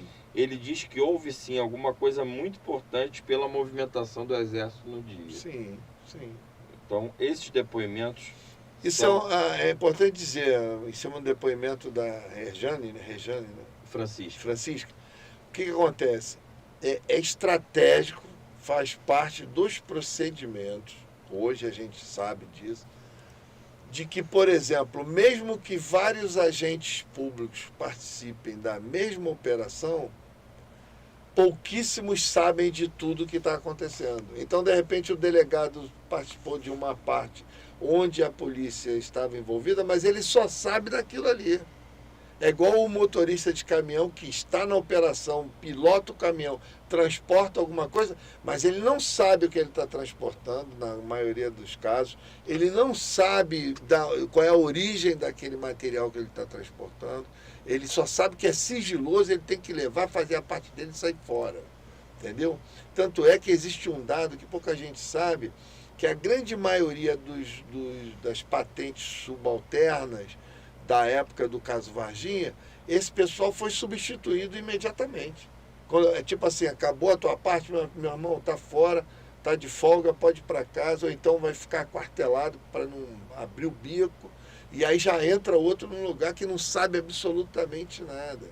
É por isso que existem depoimentos de, entre aspas, testemunhos que falam de tropas que vieram de Barbacena, outras tropas que vieram de Belo Horizonte, e aí tem muita gente que duvida disso, quando na realidade duvida porque não sabe do procedimento. O procedimento é esse. Quando você traz uma tropa completamente neutra, completamente fora do contexto, para fazer parte da operação, é justamente para criar uma situação em que o segredo não vaze, é que a informação não vaze. Os caras vieram lá de Barbacena, sabia que tinha uma operação, era no meio da madrugada, mas não sabiam mais nada. Não sabem mais nada, é a mesma coisa que quem veio de Belo Horizonte. Então é natural, sim, que esses procedimentos ocorram como estratégia. O cara que pilota o caminhão, ele só sabe que tem que pilotar o caminhão. Ele não sabe mais nada do resto da operação. Perfeito. Gente, olha só, vou pedir para vocês continuarem contribuindo, porque vocês viram que até congelaram os nossos likes. Eu não vou ficar falando mal da plataforma, senão piora. Mas faltam R$81 para o sorteio, hein? R$81 para o sorteio chega rápido. do grande livro. Chega rápido. Vamos lá. O Rodrigo Santos 20, ele mandou um superchat e disse que é para a pergunta da Diná, que não está conseguindo fazer superchat. Quando a mãe não está conseguindo fazer superchat, o negócio não está muito bem, hein? Como falar com o ET e em que idioma? Eu acho que isso é uma pergunta que todos fazem, né? E você fez, inclusive, ontem, antes da gente, sim, da gente entrar para fazer a entrevista. Como é que geralmente são esses relatos que se falam com o ET? Não. Geralmente é uma comunicação mental. Não se fala, vamos dizer assim, pela oralidade, como é conosco. Geralmente é mental. Existem raríssimos casos, no passado existia, hoje já quase não se ouve, existem raríssimos casos que o ET colocaria um tradutor, ou um aparelhinho, ou um capacete, alguma coisa desse tipo. Existem outros. Teve o lance do ela capacete. falou do capacete, mas aí já com uma outra conotação, né? Uma conotação mais de exame, né? Ela falou que... mas ela não se lembrava direito, né? Exatamente. Ela se lembrava do capacete. Do capacete. E existem outras raras referências aos seres falando o nosso idioma. Normal, entendeu? Mas são raros. O padrão, podemos chamar de padrão, é o padrão de comunicação mental. Ele fala, mas fala na sua cabeça. Não fala pela boca, com som, com dialética, né? Quero agradecer muito a Regiane Aparecida, são 89 pingos, gente, pro sorteio. Georgia Trota, um beijão, minha amiga. Certa das horas incertas. E a Regiane pergunta, Arthur, Você já viu um ET? E por que os militares escondem, seja no Brasil ou seja nos Estados Unidos, a existência de ET? São duas perguntas. Uma é se você já viu um ET, tirando o Bro. Não, eu vi umas entidades que eu não posso dizer que eram ETs, porque elas, a princípio, não estão descritas na Bíblia, não estão descritas, caracterizadas na bibliografia ufológica, vamos dizer assim, mundial. São seres negros que não têm rosto, que eles surgem no formato de um ser humano. Isso você já viu? Já vi pertinho, assim, do meu lado. Vi 4 vezes. Esses mesmos seres o Rony também viu, tudo lá na Serra da Beleza. O nosso amigo... Por que não está catalogado? Porque não tem referência. Por exemplo, na mídia só tem uma referência. Você pode procurar aí no programa... Existe um programa de ufologia no History. Você entra no History, aí procura um programa chamado Contato Extraterrestre. No Contato Extraterrestre tem um episódio chamado Episódio Zazal, que é numa região, acho que de Zazal, que é uma comunidade na Colômbia, onde esses seres aparecem e se manifestam, e eles fizeram vamos dizer assim, uma dramatização contando essa história. São exatamente o que eu vi. São seres negros, não tem rosto, é só uma coisa negra, brilhosa, mas dá para ver perfeitamente a silhueta do ombro, do pescoço, da cabeça. Eles são um pouco mais altos que nós, mas os que eu vi eram da minha altura, ou o que eu vi. E o mais interessante, nós éramos 11 pessoas, eu vi e fiquei preocupado porque ninguém falou nada. Eu falei, será que só eu estou vendo? E aí, depois de alguns minutos, o Edu Campos, que é lá de Porto Ferreira, nosso grande amigo, pesquisador, ele estava em vigília conosco, ele me chamou e falou, Arthur, chega aqui. Eu cheguei pertinho dele, ele falou, tem uns seres negros aqui. Aí eu dei graças a Deus porque ele viu também. E ela pergunta também, por que os militares, tanto brasileiros quanto estadunidenses... Isso é uma política mundial, envolve muita coisa, a gente ficaria aqui muito tempo falando sobre isso, mas eu posso resumir o seguinte. Primeiro, envolve interesses militares, porque imagina se o governo da China botar a mão numa nave e conseguir recriar a tecnologia dessas naves, ia ter supremacia bélica. Então esse é um racional de todos os militares do planeta. Muitas aeronaves que hoje já estão voando, provavelmente já têm tecnologia fruto de engenharia reversa das naves que vêm caindo desde a década de 30. É interessante dizer, para efeito de informação, todo mundo sempre achou na história da ufologia que a primeira queda de OVNI documentada seria Roswell em 1947. Hoje sabe-se que foi Itália 1930, durante o regime de Mussolini. Ou seja, Mussolini foi o primeiro, vamos dizer assim, burocrata, governante a botar a mão numa nave alienígena. Né? E isso tem registro? Tem registro, esse registro veio à tona agora. Que agora que muita coisa está sendo revelada, né? Então, regime fascista que teve fascista que veio, que foi o primeiro a ter uma nave alienígena nas mãos, né? Aí você vê como é que são as coisas. Então é o seguinte, isso envolve interesses bélicos, que é péssimo, né? Você vê no filme do Senhor das Armas? Não, o filme do cara da bomba atômica, como é que era o nome dele? Esqueci agora, o Eisenhower? O Oppenheim, que ele no final do filme fica bem claro que ele se arrepende completamente. Einstein se arrependeu de ter criado as equações que permitiram desenvolver armas nucleares. Então, quer dizer... Santos Dumont, não sei se chega tanto, também se arrepende. Ele se arrepende, dizem que ele atenta contra a vida dele e acaba evoluindo a óbito por ter criado um veículo que depois vai virar uma arma, né? Então, quer dizer, aí você imagina o interesse bélico, péssimo. Segundo, um interesse social. Você imagina se der, vamos imaginar um Independence Day.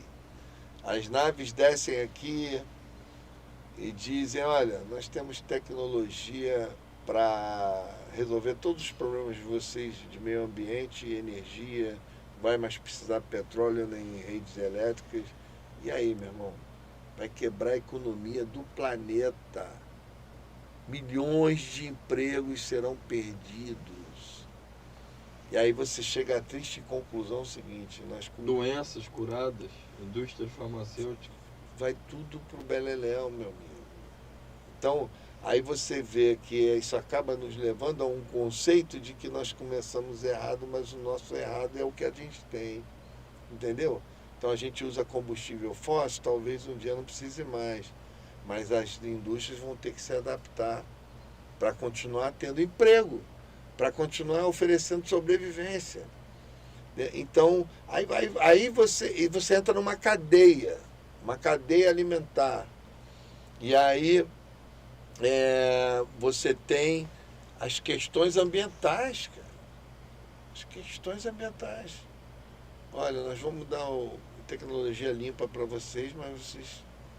para poder salvar o planeta. Porque...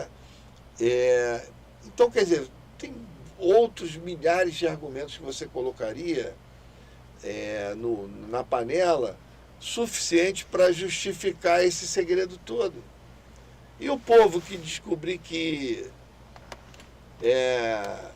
vamos descobrir que os ETs é que mandam na galáxia.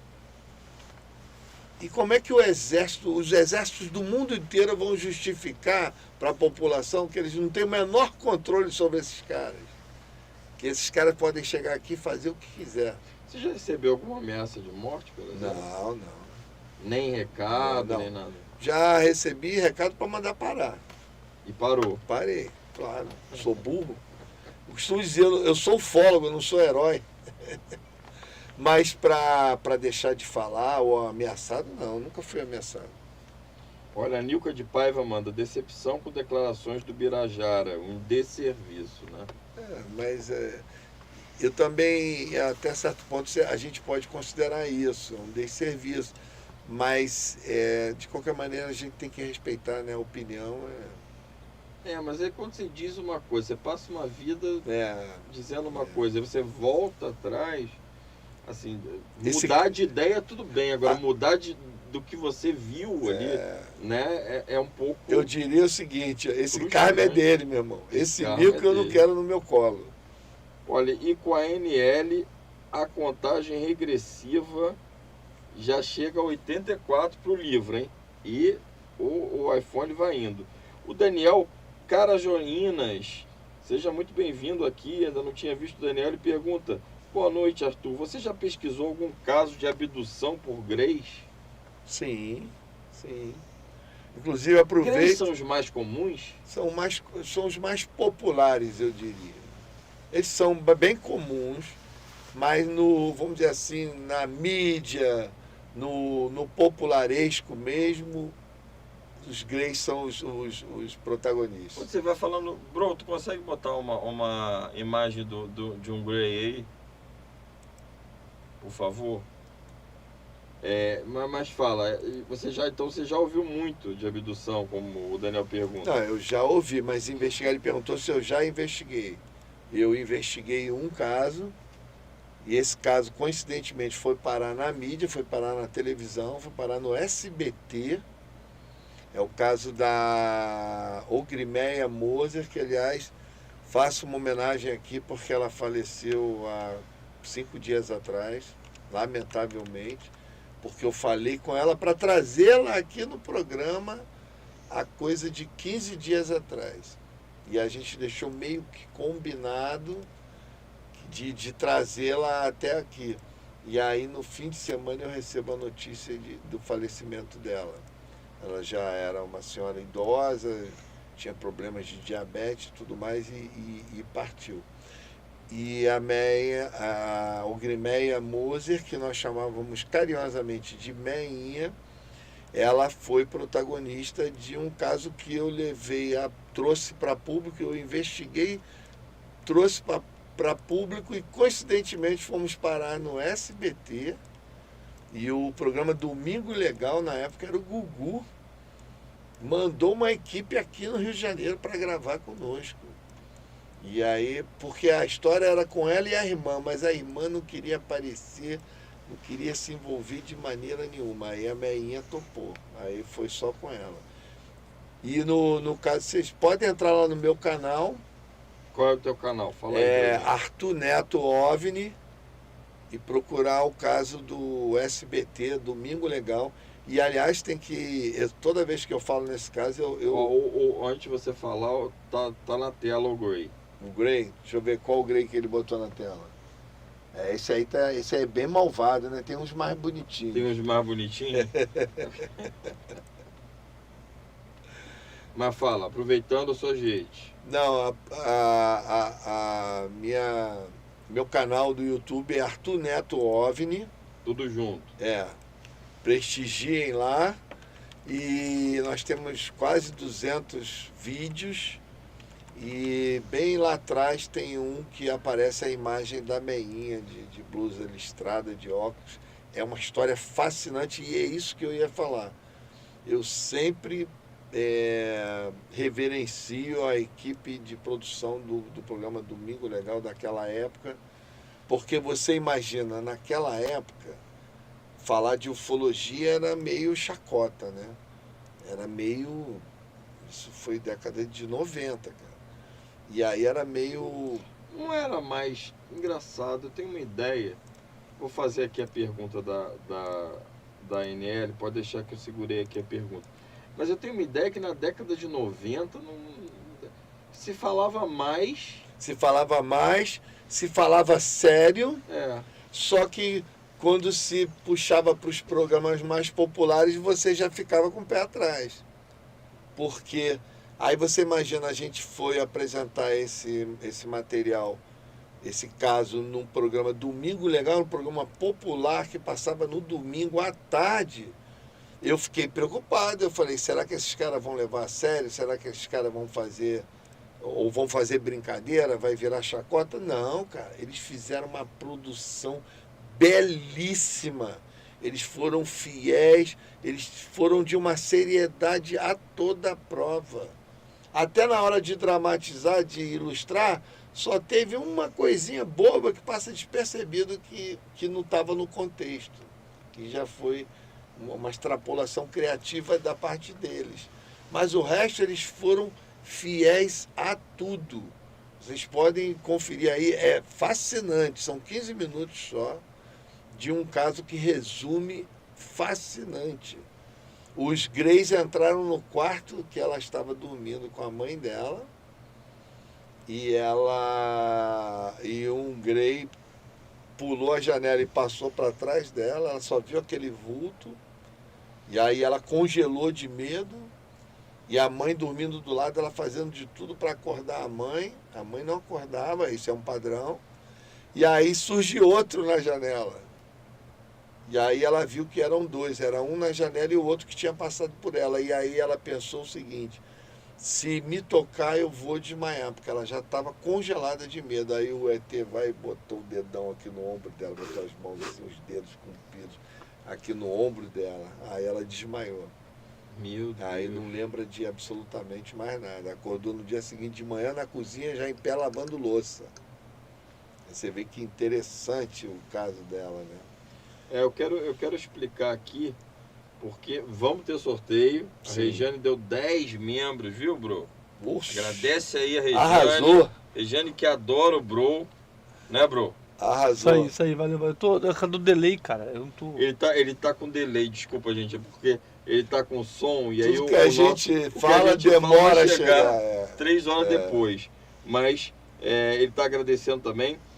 Wallace, você não vai ganhar membresia porque você é moderador. Eu acho que você, inclusive, já tem a membresia. Então, o seu nome é azul junto com a NL e com a Liz. Ganharam a membresia Paulo Padilha, Regiane, a Raquel Borges, o Marcelo Curdijan e o Ronaldo Lemos, nosso querido Ronaldo Lemos, que a gente também aqui já entrevistou. Tem mais alguma pergunta aí? Temos. Tem? Tá com pressa? Não. Tá com vontade de ir ao banheiro? Não, que eu adoro responder perguntas. Não, tem várias perguntas. Calma. É mesmo? Calma. Só tô agradecendo aqui. Olha só. Eu acho que o Wallace já ganhou, porque o Wallace está revoltado aqui com o YouTube, porque não ganhou a membresia, ele que nos ajuda tanto aqui. Tem uma pergunta que a NL fez, que é o seguinte. Agora, para achar, eu tinha separado, mas entrou tanta coisa. A NL pergunta o seguinte: Arthur e Fernando, deixa eu ver, para não errar a pergunta que ela fez. Vamos para outra pergunta, eu já acho, NL. Tenha paciência. Só mais um pouquinho de paciência para mim, comigo. O Dig pergunta: Arthur, você já ouviu falar sobre um caso? E se o Bro tivesse sem delay, ele podia ajudar também. Olha lá. Arthur, você já ouviu falar sobre um caso em que acho que o casal foi levado para uma base nas montanhas, na Serra da Beleza, por seres?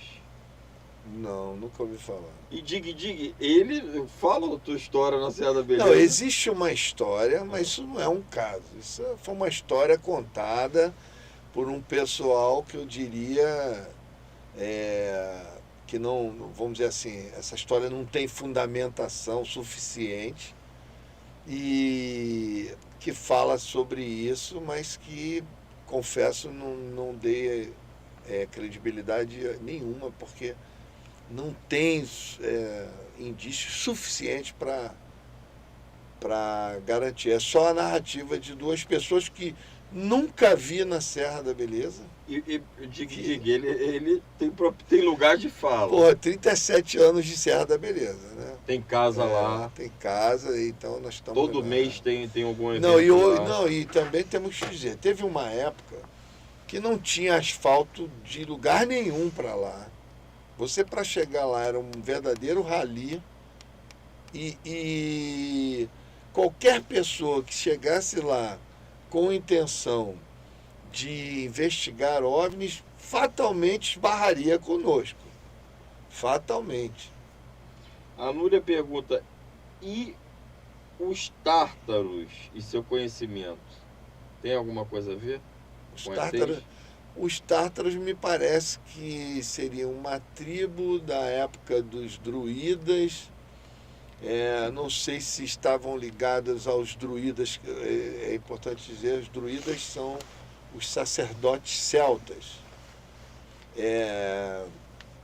E os tártaros seriam os druidas, ou seriam uma civilização, ou vamos dizer assim, um povo ligado aos druidas, que receberam toda a cultura druida, né, que era uma cultura muito avançada na época, eram os sacerdotes, né? Disso eu sei bastante porque eu tive uma encarnação lá. Tá vendo? Perguntaram aqui... Não é à toa que meu nome é Arthur, que é um nome celta. Perguntaram aqui se você tem religião, Arthur.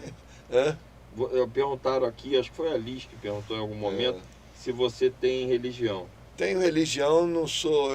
Eu diria que minha religião são todas.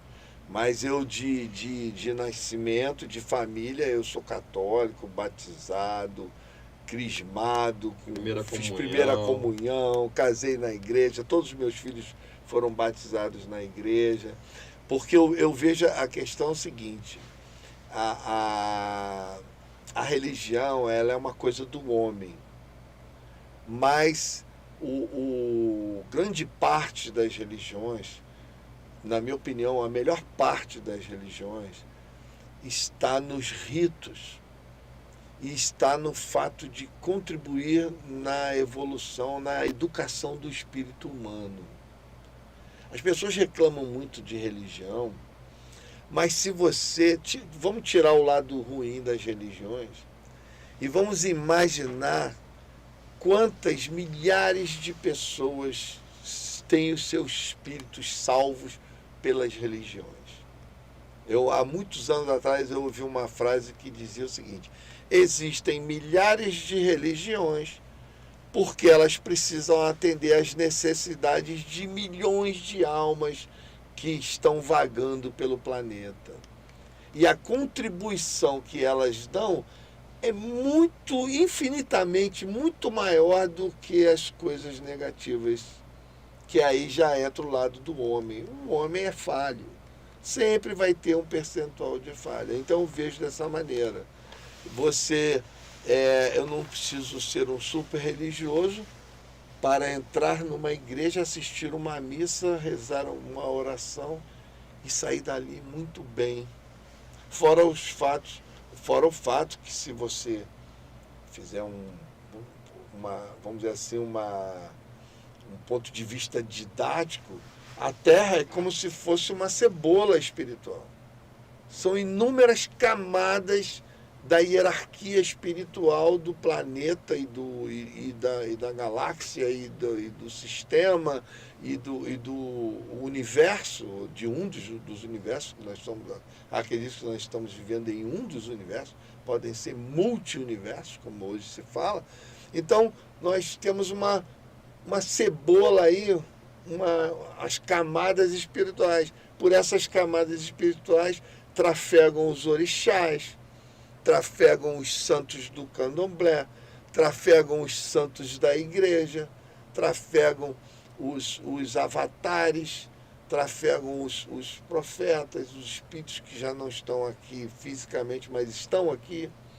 Então, não podemos negar todo o aspecto, vamos dizer assim, dimensional do espiritual que existe no universo. É incomensurável isso. E, ao mesmo tempo, não pode ser negado. Você pode não ter uma religião, mas na hora que o bicho pegar, tu vai apelar para alguma coisa. Vai apelar. Quando o buraco é mais embaixo, vai apelar para alguma coisa. O 9 Claudius pergunta: os aliens elfos humanoides do George Adams não dão as caras por aqui, pelos relatos. É verdade isso? Eles dão, não dão? Se ele está falando de Adansky... Adansky, desculpa. Jorge Adansky era um possível contactado, né? Porque a gente tem que ter sempre um percentual de pé atrás, né? Era um possível contactado, e o que é dito é o seguinte: a maioria dos contatos que ele teve, que ele afirma ter tido, eram com seres humanos, iguais a nós. Seres humanos, homens jovens, bonitos. Muito altos, né? Eles altos de cabelo, alguns louros, mulheres. Então, por isso que o pessoal fala, era o tipo Adansky, porque tem a origem nas referências de Jorge Adansky. Aí, isso quer dizer o quê? Quando você diz, não, era do tipo Adansky, ou seja, era um ser humano. Era um ser humano. Sobre isso eu vou um pouco mais longe, eu vou me aventurar. Aí já é um palpite meu. Se você se aprofundar em toda a literatura, toda a bibliografia ufológica, vamos dizer assim, do planeta, desde a década de 30, desde 40, você vai ver que a grande maioria das referências desses seres que descem das naves são todos humanos, cara. A grande maioria. Aí vem um subgrupo de greys, os greys estão sempre junto com os humanos. Aí depois vem um subgrupo, vem outros subgrupos de uma variação infinita. Aí vem os greys insetoides, aí vem os greys, nos próprios greys existem subtipos. Tem grey comprido, alto, tem grey com cara de mal, igual a esse que ele botou, tem grey com cara de bonzinho, tem grey que parece um menino, tem grey pequenininho, tem tem todo tipo de... E da mesma forma aí começam os subgrupos. Aí tem humanos com forma de humanos, mas são altíssimos. Tem ciclopes, tem isso, tem aquilo. Isso que vem sendo catalogado na classificação de tipos ao longo dos últimos, sei lá, 70 anos. Fora os que começaram a ser inventados de um tempo para cá, né? Então hoje tem galo, tem os que chamam de... que são pássaros, aí tem os que são felinos. Tudo isso posso garantir para vocês. As referências sérias, de investigações sérias sobre esses tipos, é praticamente zero. É praticamente zero. As pessoas que começaram a falar desses últimos tipos mais, vamos dizer assim, mais enfeitados, que vieram a enfeitar, aí eu estou dando a minha opinião. A minha opinião é crítica em relação a essa parte. A maioria veio de... Aí você pergunta, de onde veio essa informação? Ah, veio das canalizações. Fulano canalizou. Aí, meu amigo, eu posso dizer o que eu quiser aqui e dizer que eu canalizei. Canalizou. Canalizei. Então é o seguinte, eu estou falando porque a classificação de tipos que era feita de maneira séria de uns anos para trás eram baseados em casos investigados com muita seriedade. A gente tem que ter sempre isso em mente. A ufologia séria, ela não é esse carnaval todo que se faz hoje aí, que as pessoas falam o que querem, os caras sabem de onde os seres vêm, o que eles comem, como é que são as naves, como funciona, sabem até o que eles pensam. Porra, pelo amor de Deus, cara. A gente está engatinhando, tentando chegar perto desses aparatos, e neguinho fala o que quer, aí você pergunta, de onde vem isso? Qual a origem dessa informação? Ah, fulano canalizou. Pelo amor de Deus. É demais. É demais. Agora, a última pergunta, enquanto a Liz vai preparando o sorteio e a pessoa vai dizer qual o livro que quer levar dos 3 separados hoje. O Dig Dig, ele parece que é da região, ou conhece a região de conservatório. Dig Dig está sempre nas paradas. Sempre, Ah, é? É? Ele está sempre nas lives, Ô, no Dig chat. Dig Dig, vamos se tornar membro aqui, Dig Dig. Esse cara é conhecido. O Dig Dig, ele pergunta o seguinte... De vez em quando ele dá umas nas canelas também. Mas assim que é bom, é bom. Assim que é bom, o debate é super saudável. E a gente tem 2 grandes moderadores para isso também aqui. Mas o Dig Dig é nosso. Arthur, qual foi o caso mais fantástico que você pesquisou na Serra da Beleza? Tem algum caso novo que ainda não pode contar? Tem um caso novo, que não é novo. O caso é antigo, o problema, o segredo é que é muito antigo. Tem um caso que eu investiguei de uma família, para vocês terem ideia, só um briefing aqui. A família estava dentro de um carro, era o cara, que é esse que eu conheço pessoalmente, que era o protagonista, era o pai, aí estava esse rapaz, a esposa, o filho de 11 anos, a mãe dele e uma vizinha. O relato dele é o seguinte, ele deu um relato totalmente consternado, ele tremia durante o depoimento. Esse depoimento nunca foi mostrado em rede social. Eu só mostro ele em palestras fechadas, porque esse foi um acordo que eu fiz com ele. Ele me pediu, não quero me expor, não quero que isso seja divulgado, e eu cumpro com a minha palavra. Eu nunca divulguei o caso dele. Ele me deu uma entrevista de 50 minutos. Eles viram uma nave em forma aquela forma elipsoide, de elipse, ou seja, aquela forma de bola de futebol americano, com janelinhas. Ele viu um objeto desse, do tamanho de um ônibus, a 150 metros de distância, cara. E o relato dele está dentro dos efeitos provocados nessas situações. Porque o que ele diz? Ele diz que é como se fosse uma foto. Ele não sabe se o carro estava andando, se o carro estava parado. Ele fala que o tempo congela. Olha que bacana isso. Como se estivesse dentro de uma bolha. E tudo congela. E ele falou... tipo o estúdio hoje. E ele falou que Tá tá congelado.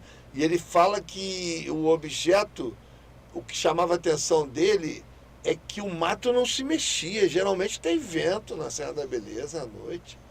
Ele falou que o mato não se mexia, tudo parou, tudo estancou. Ele não sabe quanto tempo eles ficaram naquele... Ele fala, quando nós... O que eu acho bacana é que esse cara, ele é religioso, mas ele tem formação acadêmica, ele estava estudando agronomia. Então, uma pessoa esclarecida, uma pessoa que tem suas convicções sociais, religiosas e acadêmicas. E durante a entrevista ele solta verdadeiras pérolas que faz com que a entrevista dele seja maravilhosa. Por exemplo, eu perguntei para ele, no primeiro momento quando ele viu aquilo, o que ele... Eu falei, o que você pensou? Sabe o que ele respondeu para mim? Nada. Nunca vi nada... Não, ele chegou e falou assim, eu nunca vi nada tão desproporcional na minha vida. Olha... ele falar que nunca viu nada tão desproporcional na vida dele. E ele vendo aquele objeto, aí eu perguntei para ele, quais detalhes você se lembra? Sabe o que ele falou? Eu fiquei procurando onde é que está o cano de descarga. Ele falou, como é que um troço daquele tamanho se move com tanta leveza, sem barulho, sem um cano de descarga, sem uma fumaça, sem nada. Eu perguntei para ele, quando foi embora, como é que foi? Ele falou, é como se você pegasse uma lanterna e balançasse a lanterna. Aquele troço do tamanho de um ônibus, cara. É aquilo que nós estávamos falando ontem aqui com as meninas. Uma hora é uma luz e outra hora, em minutos depois, é uma coisa imensa, objetiva, com uma fuselagem grande que você pega, que você vê. Então você vê o quanto insólito é o fenômeno OVNI. E essas impressões, por exemplo, essa questão da bolha, do tempo parar, de parece uma fotografia, isso é uma coisa que só o pesquisador de campo experiente, convivência, sabe dessas coisas. Você não vai encontrar isso em livros. Você não vai encontrar isso em reportagenzinhas de televisão, de teleufólogo. Não vai, porque isso está dentro de um nível de conhecimento de campo. A frase do Arquivo X, The Truth is out there. Arquivo X. A verdade está lá fora, ou seja, só indo para lá para fora, no mato, na montanha, é que você vai chegar nesse nível de conhecimento. Aí eu estou sendo um pouco presunçoso, porque isso é a minha praia, mas é a mais pura verdade. E tem muitas outras impressões e observações que a gente poderia falar aqui, que não estão no conhecimento, vamos dizer assim, comum. Olha, eu quero só esclarecer ao Wallace que com os outros 5 membros, a Regiane deu 10 membros, então a gente bateu o nosso objetivo aqui, a gente chegou ao nosso objetivo. Bacana, hein? Então vamos fazer o sorteio. Estou esperando a nossa produção trazer aqui e quero agradecer demais a vocês que estão aqui até essa hora, dizer, vou passar de novo enquanto a produção não chega, é longe. É longe, a produção precisa preparar, é longe, né? Conseguiu, olha lá, conseguiu chegar, pegou 2 ônibus e um trem, a produção, a nossa produtora, chegou, hoje tem menos nomes do que ontem, Sacudi, dessa vez acho que eu vou sortear, né? Para não dizer que você... Né, que você que tá, eu sou carta marcada. Que é, né? Carta marcada. Vamos lá. Tem que mostrar o nome. Nada mais justo que a Regiane ganhar o prêmio. A Regiane tá aqui. Deu para pegar, bro? Deu? Regiane tá aqui. Ganhou. Então vai escolher. Mande aí, por favor, Regiane. Vai escolher um dos 3. Encontrando a Liberdade, como o Corredor da Morte despertou e sensibilizou meu coração, Mulheres do Brasil, a História Não Contada, e este livro, Depois da Prisão em Massa, que é muito legal, né, que é de gravuras, é uma história em quadrinhos, na verdade, né, é muito legal, é muito triste, mas história em quadrinhos, tá? Então, Regiane, você diz agora aí o livro que já vai na semana que vem. O fato de ser de quadrinhos dá uma aliviada na história, Dá né? uma aliviada, dá uma aliviada. Arthur, então, vamos encerrando por aqui. Eu acho que o Arthur não aguenta mais me ver, porque ontem a gente esteve aqui, hoje a gente está aqui, amanhã a gente vai gravar o episódio com o Saga, o Mago, né? Ele é mago. Conta um pouco do Saga. O Saga... Que é o nosso convidado na o terça-feira. Saga, o convidado de amanhã, é uma figuraça. Não, vamos deixar... Não é o convidado de amanhã. A gente vai filmar amanhã. Amanhã nós vamos gravar. Isso. E terça-feira vai ao ar como live. Eu vou entrar aqui e tal. E o Bro vai botar a live. Mas Sim. pode falar. Não, o Saga, ele é um pesquisador.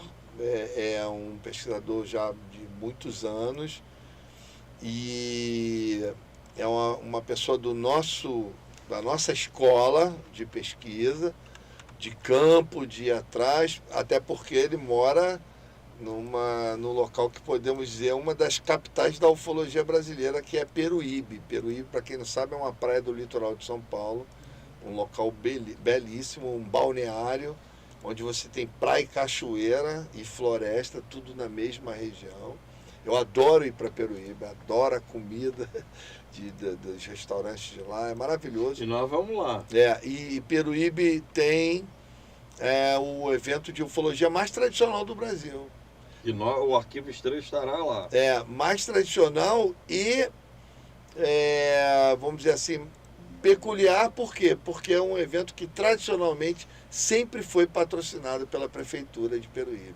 Então a Prefeitura de Peruíbe, ela deu exemplo para prefeituras de outros países, de outras cidades do Brasil, porque ela enxergou que é um benefício para o comércio, é um benefício para os hotéis da cidade, é um benefício para a economia da região, trazer o povo para ir conhecer a ufologia local. Então, tradicionalmente, para vocês terem ideia, tradicionalmente Peruíbe é em torno de 600, 700, 800 pessoas. São eventos grandiosos, com um time de ufólogos. E o Saga foi o grande criador desse evento há 25 anos atrás. E aí, desses 25, me parece que teve um período que ficou por causa da pandemia, aquela coisa, e teve um período de 10 anos, 10 ou mais, que esse evento ele recebeu a chancela da revista UFO. Então, durante 10 ou 12 anos, era um evento da revista UFO. Então, vivia lotado, vinham palestrantes internacionais e tudo mais. E aí, depois da partida do nosso grande amigo Jebaé, nos últimos 3 anos, o Saga reassumiu a produção do evento e vem fazendo. Oficialmente, essa vai ser a 17ª ou 18ª edição do Congresso de Ufologia de Peruíbe.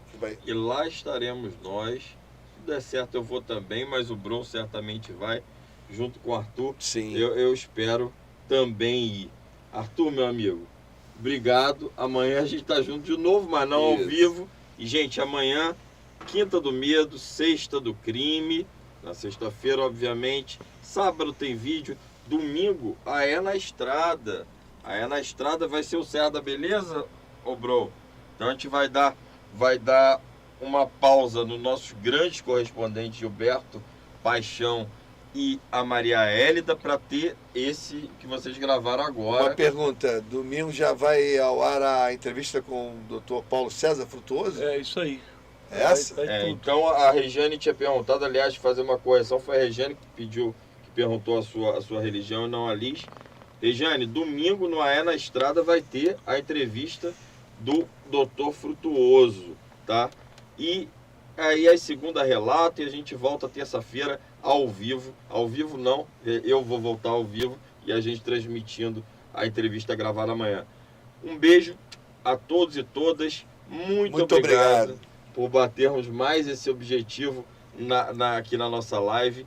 E até amanhã, que temos sempre vídeos meio-dia, 5 horas, independente de ter live ou não. São 2 vídeos por dia. Ativa o sininho, você que está vendo a primeira vez, se inscreve e vamos rumo a 150 mil inscritos, quem sabe daqui, ou quem sabe em setembro a gente bata eu acredito que sim, número. Está indo num bom ritmo. E a questão é o seguinte, é uma caminhada de qualidade. Então, é só continuar, Rolling Stones, as pedras não param de rolar. É só continuar que a gente vai chegar lá. Esse Rolling Stone. Quando tem qualidade, a gente não precisa ter nenhuma ansiedade, vai acontecer naturalmente. Falou, tá falado. Gente, boa noite. Um beijo. Valeu, ufologicamente. Seguimos com a nossa série. Ninguém deve se desesperar da sua própria salvação. Eu não posso falar com ela. A história de Jorge, São Jorge. Sete Além é uma palavra que não é mencionada diretamente na Bíblia, mas